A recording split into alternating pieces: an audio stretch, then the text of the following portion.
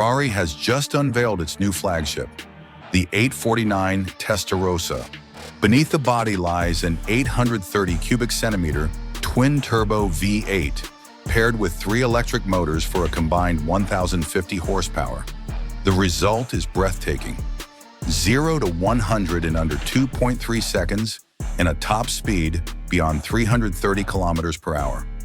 The design takes bold inspiration from 1970s racing prototypes.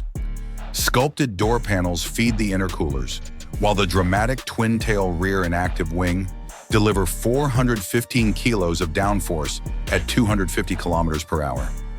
Inside, the driver-focused cockpit blends high-tech features with Ferrari tradition.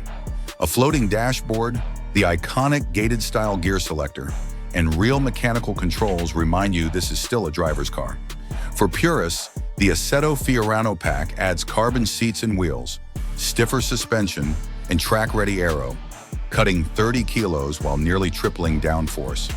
The Ferrari 849 Testarossa, a hybrid powerhouse that merges cutting-edge performance with decades of racing heritage.